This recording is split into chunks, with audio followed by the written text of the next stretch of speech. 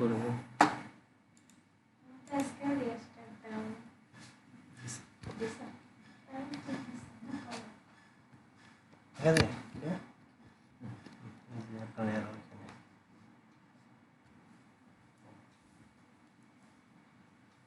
Dear learners, Assalamu alaikum. আমরা আজকে ইংরেজি গ্রামারের অত্যন্ত গুরুত্বপূর্ণ একটি term,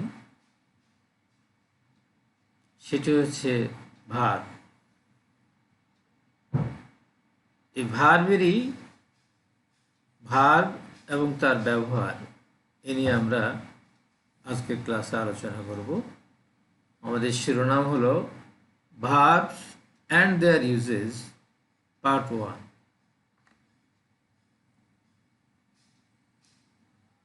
Definition. A verb is a word that expresses an action or a state of being. A verb is a word that expresses an action or a state of being. অর্থাৎ verb হলো এমন শব্দ যা কোনো কাজ বা অবস্থা প্রকাশ করে।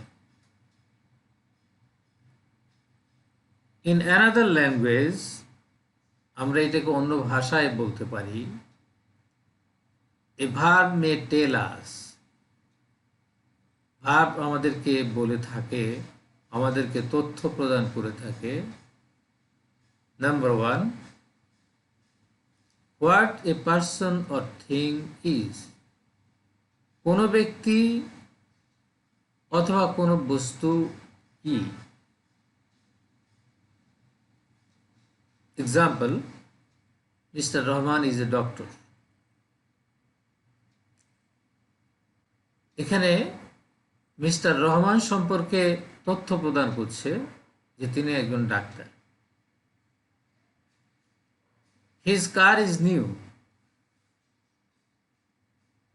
এই সেন্টেন্সে একটি বস্তু সম্পর্কে তথ্য দেওয়া হচ্ছে, সেটা হচ্ছে his car. His car is new. Number 2, what a person or thing has. কোনো ব্যক্তি বা বস্তুর কি আছে। Person, Runa has a pet dog. রুনার একটা পোষা কুকুর আছে। এখানে পার্সনকে ইন্ডিকেট করছে, পার্সন সম্পর্কে আমাদেরকে তথ্য প্রদান করছে। Table has 4 legs. এই সেন্টেন্সটি আমাদেরকে তথ্য দিচ্ছে একটি বস্তু সম্পর্কে। সেই বস্তুটি হচ্ছে table. A table has 4 legs. একটি টেবিলের 4টি পা আছে। Number 3, what a person or thing does. কোনো ব্যক্তি বা বস্তু কি করছে। Person, মিনা ড্রাইভস এ কার। মিনা গাড়ি চালাচ্ছে। The clock strikes 7. এটা হচ্ছে বস্তু, দ্য ক্লক। সেটা কি করেছে? স্ট্রাইক 7, তাতে 7টা বেজেছে। অতএব আমার মনে হয় আমরা যদি এই 3টি জিনিসের প্রতি দৃষ্টিপাত করি, ভালোভাবে আমরা খেয়াল করি, তাহলে ভার্ব বলতে কি বোঝায় সে সম্পর্কে আমাদের একটি ক্লিয়ার ধারণা হবে। যেই ধারণাটি উপরের সংজ্ঞাটি থেকে আরো বেশি বিস্তৃত ধারণা আমাদেরকে প্রদান করছে, যেটা অন্যান্য গ্রামার বইতে হয়তো আমরা এই ধারণাটি এভাবে নাও পেতে পারি। Now kinds of verbs, ভার্বের প্রকারভেদ। Verbs can be classified in various ways. ভার্বকে নানাভাবে শ্রেণীবদ্ধ করা যেতে পারে, শ্রেণী বিভক্ত করা যেতে পারে, ক্লাসিফাইড, ভেরিয়াস ওয়েজ, নানাভাবে। দিজ আর, এগুলো হচ্ছে number 1 state verb and action verb. প্রথম ক্যাটাগরি, তাতে দুটো জিনিস রয়েছে, একটা হচ্ছে স্টেট, অবস্থানধর্মী, দ্বিতীয়টি হচ্ছে অ্যাকশন, কর্মধর্মী। অর্থাৎ ভার্ব অবস্থানধর্মী ও কর্মধর্মী ক্রিয়া। এটি হচ্ছে ভার্বের গ্রুপিংয়ের কাইন্ডসের প্রথম kind. Number 2 principal verb and auxiliary verb. প্রধান ও সাহায্যকারী ভার্ব। প্রথম ধরনের ভার্ব সম্পর্কে বা এর সাথে আমাদের অনেকেরই পরিচয় হয়তো নেই, অথবা থাকলেও প্রাথমিক পর্যায়ে ধারণা রয়েছে। কিন্তু দ্বিতীয় পর্যায়ে principal verb and auxiliary verb এ সম্পর্কে আমরা সবাই কম বেশি জানি। এখানে আমি তোমাদের বোঝার সুবিধার্থে প্রিন্সিপাল মানে মেইন ভার্ব, অক্সিলারি ভার্বকে বলা হয়ে থাকে আধুনিক গ্রামারের ভাষায় হেল্পিং ভার্ব। কারণ অক্সিলারিটা একটু কঠিন শব্দ, এই জন্য আজকাল হেল্পিং ব্যবহার করা হয়ে থাকে। Number 3 transitive and intransitive. Transitive সকর্মক, ইনট্রানজিটিভ অকর্মক। 4 নম্বরে number 4 finite verb and non finite verb. Finite verb সমাপিকা ক্রিয়া, নন ফাইনাইট ভার্ব অসমাপিকা ক্রিয়া। Number 5 linking verb. এটাও আমাদের কাছে অনেকটা নতুন বলেই মনে হবে, কারণ আমরা ধরাবাঁধা নিয়মে যেহেতু গ্রামার শিখে থাকি, সেক্ষেত্রে 2, 3, 4 এই 3টে ক্লাসিফিকেশনের সাথে আমাদের পরিচয় সর্বাধিক। তো লিঙ্কিং ভার্ব তার মানে হচ্ছে সংযোগকারী ক্রিয়া, অর্থাৎ এই ক্রিয়াটির, এই ভার্বটির কাজ হচ্ছে কোনো কিছুকে কোনো কিছুর সাথে সংযুক্ত করা। আমরা আবারও লক্ষ্য করি যে verb can be classified in various ways. These are state verb and action verb. Number 2 principal verb and auxiliary verb. Number 3 transitive verb and intransitive verb. Number 4 finite and non-finite verb. Number 5 linking verb. আমরা আমাদের আলোচনায় প্রথম যে class বা kind, সেটা হচ্ছে state verb and action verb.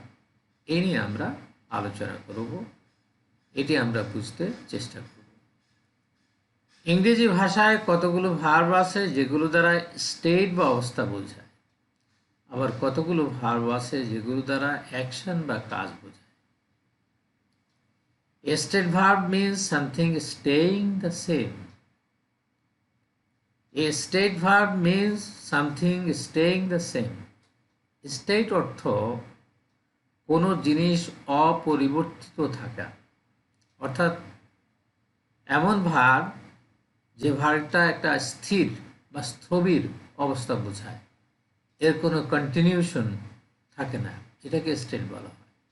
An action means something happening. An action means something happening. Action অর্থ কোনো কিছু ঘটা, অর্থাৎ কোনো কাজ হওয়া বা করা যদি বোঝায় সেটাকে বলা হয় action verb. Now compare the following sentences in the table below. State verb, action verb. In the left hand side we see state verbs and in the right hand side we see action verb. I have a camera. আমার একটা camera আছে। এটা কিন্তু দ্বারা কোনো কিছু ঘটা বোঝাচ্ছে না, একটা অপরিবর্তিত স্থির অবস্থায় থাকা বোঝাচ্ছে। The farmer is buying the land. কৃষক জমি ক্রয় করছে। বাইং, ক্রয় করা, দ্য ল্যান্ড, একটা কিছু ঘটতে যাচ্ছে, একটা কিছু ঘটছে, something is happening. Number 2, he owns the house. Own মানে হচ্ছে অন্য শব্দ ইংরেজিতে বললে possess. He owns the house, এই বাড়ির মালিকানাটা হচ্ছে তার, সেই বাড়ির মালিক। এটারও কোনো কন্টিনিউশন এখানে নেই, একটা স্থবির জিনিস। I am closing the door, something is happening. Here someone, here I, আমি কি করছি? I am closing the door, আমি দরজা বন্ধ করছি। I am doing something here, here I am closing the door. Number 3, the box contains the old magazines. The box contains, contain মানে ধারণ করা, থাকা, রাখা, the old magazines, পুরনো পত্র পত্রিকা। এটা একটা স্থির জিনিস, স্থবির জিনিস। কিন্তু রাইট হ্যান্ড সাইডে আমরা যদি লক্ষ্য করি, she puts her books in a shelf. আগের সেন্টেন্সে ছিল the box contents the old magazines. কন্টেন্সটা স্থবিরতা বোঝাচ্ছে, স্টেট বোঝাচ্ছে। কিন্তু ডান দিকে she puts, সে রাখছে, বুকস ইন এ শেলফ, একটি তাকের উপর বইগুলো। she is doing something. So these are the action verbs. আমরা দুটো ভার্ব সম্পর্কে জানলাম। প্রথম ভার্বের ক্লাসিফিকেশনের ক্ষেত্রে প্রথম ক্লাসিফিকেশন বা ক্লাস যেটা, সেটা হচ্ছে state verb or action and action verb. State verbs এগুলো আবার নানা প্রকার রয়েছে, সেটা আমরা এখানে দেখব। নাম্বার 1, স্টেট অফ পারসিভিং, বোধমূলক। আমরা কথায় কথায় বলি যে অমুকের পারসেপশন পাওয়ার, গ্রহণ ক্ষমতা কম, বা অমুকের গ্রহণ ক্ষমতা, বোঝার ক্ষমতা বেশি। এটা হচ্ছে একটি classification, the state of perceiving, বোধমূলক। I see you are a fool. I see you are a fool, তার মানে এটা একটা পারসেপশন। আমি মনে করছি, আমি ভাবছি যে তুমি একটা বোকা। She feels ashamed at your behaviour. She feels ashamed, সে লজ্জা অনুভব করছে, অ্যাট ইউর বিহেভিয়ার, তোমার আচরণ দ্বারা। এটা এক ধরনের মানুষের বোধ, এটা এক ধরনের পারসেপশন। হানি টেস্ট সুইট, মধু খেতে স্বাদ। এই স্বাদটাও একটা পারসেপশন, এটা একটা বোধ।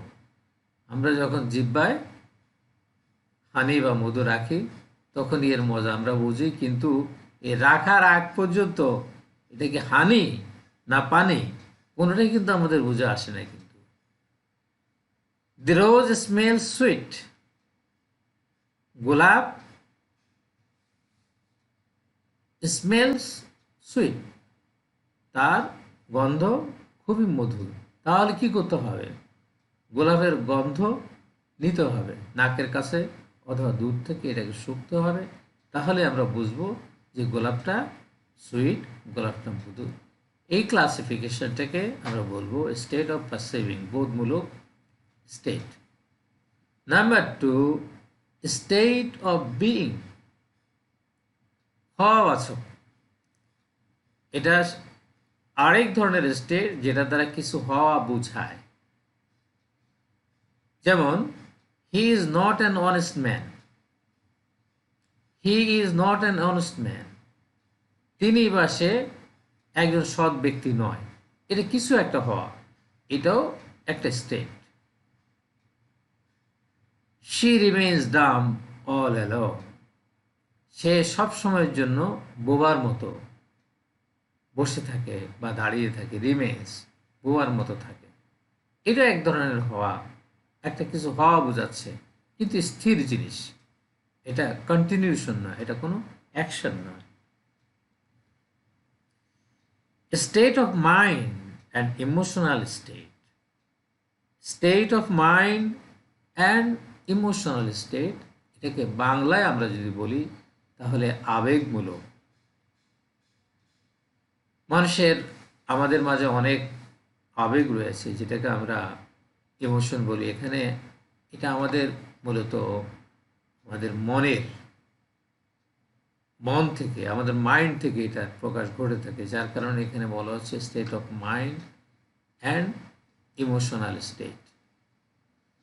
Example, everybody loves his or her mother, everybody loves his or her mother, প্রত্যেকেই তার নিজের মাকে ভালোবাসে। এই ভালোবাসাটা, এইটাও কিন্তু অ্যাকশন অর্থে নয়, এটাও স্টেট অর্থে, কারণ এটা, এই ভালোবাসাটা খুবই ন্যাচারাল জিনিস। এই জন্য আমরা জন্মগতভাবেই মাকে ভালোবেসে থাকি। We should not hate the poor, আমাদের দরিদ্রদের ঘৃণা করা উচিত নয়। এই যে ঘৃণা, it is also one kind of a state. It doesn't mean any action, indicate any action. Number 4, state of relationship. State of relationship, সম্বন্ধ। State of relationship অর্থাৎ সম্বন্ধবাচক স্টেট, একটার সাথে আরেকটার কি সম্পর্ক সেটা এখানে নির্দেশ করা হচ্ছে। This book belongs to me, এই বইটি মালিক আমি। এখানে বিলং মানে হচ্ছে মালিকানা নির্দেশ করা। This book belongs to me, এটা স্টেট, এটা রিলেশন, আমার সাথে বইয়ের রিলেশন ইন্ডিকেট করতেছে। The brave man deserves praise, সাহসী লোকটি প্রশংসার দাবিদার। ডিজার্ভস দাবিদার, প্রেজ প্রশংসা। The brave man deserves praise. There is happening nothing here, it is also a state. Number 3, I have a brother and a sister. I have a brother and a sister, আমার একজন ভাই এবং একজন বোন আছে। তাহলে এখানে এ ব্রাদার অ্যান্ড এ সিস্টার, এটার সাথে সম্পর্ক হচ্ছে আয়ের, যেমনিভাবে দ্য ব্রেভ ম্যানের সাথে সম্পর্ক ছিল প্রেজের, দিস বুকের সাথে সম্পর্ক ছিল মি। তাহলে এই সম্বন্ধ বোঝানোর ক্ষেত্রে স্টেট অফ রিলেশনশিপ ব্যবহার করা হয়ে থাকে। আদার স্টেট ভার্বস আর, তোমাদের বোঝা, মনে রাখা এবং পরবর্তীতে এটাকে ভাষায় প্রয়োগ করার জন্য, সেটা লিখিতই হোক অথবা তোমাদের বলার ক্ষেত্রে হোক, আরও কিছু স্টেট ভার্ব তোমাদের সামনে রাখা হচ্ছে। এগুলো হলো seem, matter, mean, know, understand, remember, like, hear, forget, appear, who, consist of, exist, depend on. Seem, কিছু মনে হওয়া, মনে করা।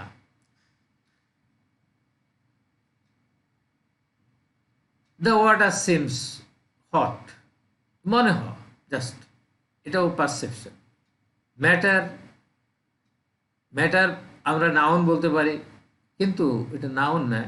যেমন আমেরিকায় যে আন্দোলন চলছে, ব্ল্যাকস লাইফ ম্যাটার্স সামথিং, অতএব ম্যাটারটা এখানে ভার, যে কালোদের জীবনেরও মূল্য আছে, সাদাদের জীবনের শুধু মূল্য আছে তা নয়, মুভমেন্টের নামই হচ্ছে black blacks life matters something.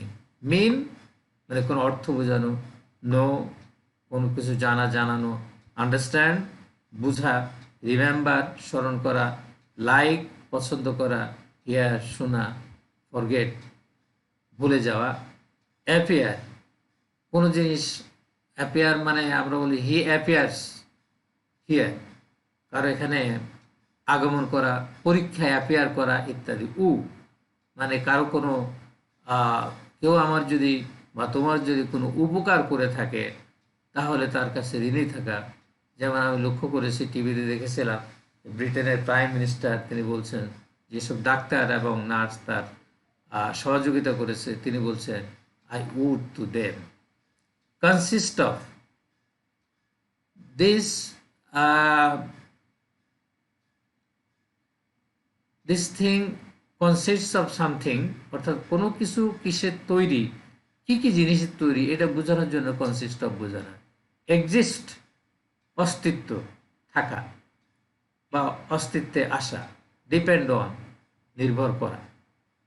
তাহলে এই কয়টি আমরা এখানে যদি সংখ্যায় গুনি তাহলে দেখব যে প্রথম লাইনে 5টি আছে, দ্বিতীয় লাইনে 6টি আছে, তাহলে 5 আর 6 11, আর থার্ড লাইনে আছে 3টি, 14টি অতিরিক্ত স্টেট ভাগ তোমাদের সুবিধায় রাখা হলো।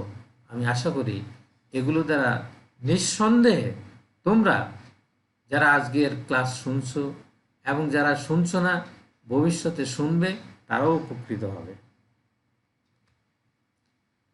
আমরা আমাদের আজকের ক্লাস এখানেই শেষ করতে যাচ্ছি।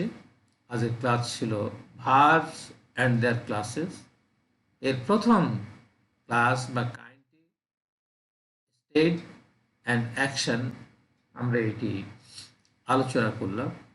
আমি আশা করব যে তোমরা নিজেরা এই বিষয়টি নিয়ে আর একটু চিন্তা করবে, ভাববে, তাহলে তোমরা আরও ভালো বুঝতে পারবে। তোমাদের সাথে আগামী ক্লাসে আবার দেখা হবে ইনশাআল্লাহ। আশা করি তোমরা আমাদের সাথে থাকবে। সবাইকে ধন্যবাদ জানিয়ে আজকের ক্লাস শেষ করছি।